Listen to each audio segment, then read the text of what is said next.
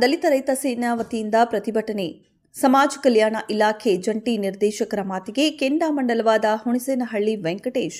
ಬಂಗಾರಪೇಟೆ ತಾಲೂಕು ಸಮಾಜ ಕಲ್ಯಾಣ ಇಲಾಖೆ ವ್ಯಾಪ್ತಿಗೆ ಬರುವ 16 ವಿದ್ಯಾರ್ಥಿ ನಿಲಯಗಳು, 1 ವಸತಿ ನಿಲಯವಿದ್ದು 8 ಮಂದಿ ವಾರ್ಡನ್ ಇದ್ದು, ಮಕ್ಕಳ ಹಿತದೃಷ್ಟಿಯನ್ನು ಕಾಯುವಲ್ಲಿ ಸಮರ್ಪಕ ನಿರ್ವಹಣೆ ಮಾಡದೇ ಇರುವುದನ್ನು ಸರಿಪಡಿಸಿ ವಿದ್ಯಾರ್ಥಿ ನಿಲಯಕ್ಕೆ ವಾರ್ಡನ್ ಒಬ್ಬರಂತೆ ನೇಮಕ ಮಾಡಿ ಇಲ್ಲಿನ ಅವ್ಯವಸ್ಥೆಯನ್ನು ಸರಿಪಡಿಸಲಾಗ್ರಹಿಸಿ ಮನವಿ.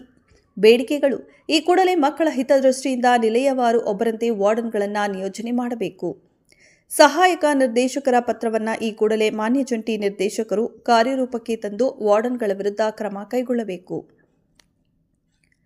ವಸತಿ ಶಾಲೆ ಹಾಗೂ ಬಾಲಕಿಯರ ವಿದ್ಯಾರ್ಥಿ ನಿಲಯ ಬಂಗಾರಪೇಟೆ, ಇಲ್ಲಿ ವಾರ್ಡನ್ ಆಗಿ ಕಾರ್ಯನಿರ್ವಹಿಸುತ್ತಿರುವ ಶಿಕ್ಷಕರನ್ನ ಮೂಲ ಹುದ್ದೆಗೆ ಕಳುಹಿಸಿ ನುರಿತ ವಾರ್ಡನ್ಗಳನ್ನು ನಿಯೋಜನೆ ಮಾಡಬೇಕು.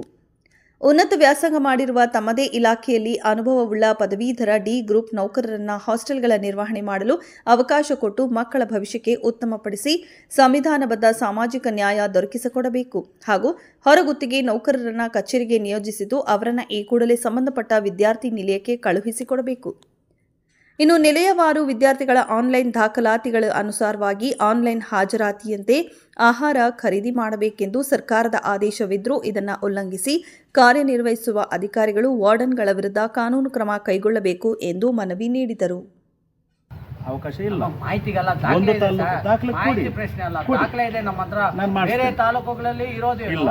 ಇಲ್ಲಿ ಬರೀ ಎಸ್ಸಿ ಜನಾಂಗನೇ ಎರಡು ಮೀಸಲು ಕ್ಷೇತ್ರ ಇದು. ಈ ಮೀಸಲು ಕ್ಷೇತ್ರದಲ್ಲಿ ನೀವು ಹಿಂಗೆ ಮಾಡ್ಬಿಟ್ರೆ ಸಡನ್ ಆಗಿ ಹೆಂಗೆ ನಮ್ಮ ಮಕ್ಕಳನ್ನ ಹೆಂಗೆ ಅಟ್ಲೀಸ್ಟ್ ಅವ್ರಿಗೊಂದು ಅವಕಾಶ ಕೊಟ್ಟು ಸರ್ಕಾರಕ್ಕೆ ಲೆಟರ್ ಮಾಡಿ ಇಲ್ಲಿನ ವ್ಯವಸ್ಥೆ ಹಿಂಗಿದೆ, ಇಲ್ಲಿ ಸರಿ ಮಾಡಕ್ ಆಗಲ್ಲ ಅಂತ ಈಗ ಅರ್ಥ ಮಾಡ್ಕೊಳ್ಳಿ ಸರ್, ದಯವಿಟ್ಟು ಅರ್ಥ ಮಾಡ್ಕೊಳ್ಳಿ. ನೀವು ಸರ್ಕಾರದ ಅದೇ ತಪ್ಪು ಹೇಳ್ತಾ ಸರ್, ದೇಶದಲ್ಲಿ ಇದು ಆ ಪರಶುರಾಮ್ ಅಂತ ಬಂದಿರೋರು ನನಗೆ ಅದು ಗೊತ್ತಿಲ್ಲ ಮೇಡಮ್. ಸರ್ ಇಲ್ಲಿ ನೋಡಿ, ಇವಾಗ ಹೇಳಿದ್ರು ಇವ್ರು ಹೇಳಿದ್ರು ನನಗೂ ಗೊತ್ತು ವಾಸ್ತವಾಂಶ, ನನಗೂ ಗೊತ್ತು. ನೋಡ್ರಪ್ಪ ವಾಸ್ತವಾಂಶ ಇಷ್ಟೇ, ಮೇಡಮ್ ಹೇಳ್ತಾ ಇರೋದು ಇಷ್ಟೇ. ಏನ್ ಗೊತ್ತಾ, ಅವ್ರಿಗೂ ಆರ್ಡರ್ ಮಾಡಿದ್ರು, ಅವ್ನು ರಜಾ ಅಲ್ಲೋದ 1.5 ತಿಂಗಳು ಬಂದಿಲ್ಲ, ಅದಕ್ಕೆ ಅವನೇ ಮಾಡ್ತಾವನೆ. ಯಾಕೆ ಇಲ್ಲಿ ಯಾರಾದ್ರು ಬೇರೆಯವ್ರು ತಗೋಬೋದಾಗಿತ್ತಲ್ಲ. 10ನೇ ಕ್ಲಾಸ್ ಅವನು ಒಂದು ಕಾಲೇಜ್ ಅಷ್ಟೇ ನಿಭಾಯಿಸಕ್ಕಾಗ್ತದ ಇಷ್ಟು. ಕರ್ನಾಟಕ ದಲಿತ ಸೇನೆ ಏನು ಬೆಳಗ್ಗೆಯಿಂದ ಪ್ರತಿಭಟನೆಯನ್ನು ಹಮ್ಮಿಕೊಂಡಿದ್ವಿ.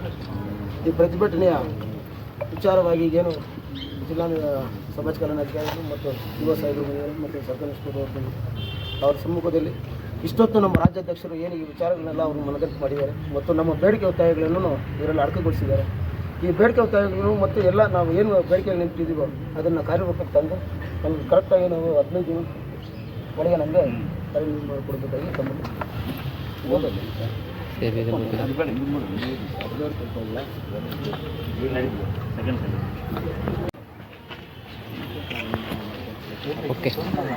ಮೇಲೆ ಒಂದು ಆಶ್ವಾಸನೆ ಇದೆ, ನೋಡಬೇಕು. 15 ದಿನಗಳು ದಯವಿಟ್ಟು ನೋಡಿ. ಮಾಧ್ಯಮದ ಮುಖಾಂತರ ನಾನು ಇವತ್ತು ಅವ್ರಿಗೆ ಹೇಳ್ತಾ ಇರೋದು ಒಂದೇ, 15 ದಿನಗಳಲ್ಲಿ ಇವೆಲ್ಲ ಬದಲಾವಣೆಗಳಾಗಲಿಲ್ಲ ಅಂದರೆ ಮತ್ತೆ ನಮ್ಮದು ಹೋರಾಟದ ಹಾದಿ ಇರ್ತದೆ. ಆ ಹೋರಾಟ ಹಾದಿಯಲ್ಲಿ ಮತ್ತೆ ಬಂದು ನಾವು ಇಲ್ಲಿ ಕೂತ್ಕೊಳ್ಳೋಕೆ ನಾವು ಸಿದ್ಧವಾಗಿರ್ತೀವಿ. ದಯವಿಟ್ಟು ಅದಕ್ಕೆ ಅವಕಾಶ ಮಾಡಿಕೊಡ್ಬೇಡಿ ಅಂತೇಳಿ ನಾನು ಈ ಮನವಿಯನ್ನು ಕೊಡ್ತಾ ಇದ್ದೀನಿ.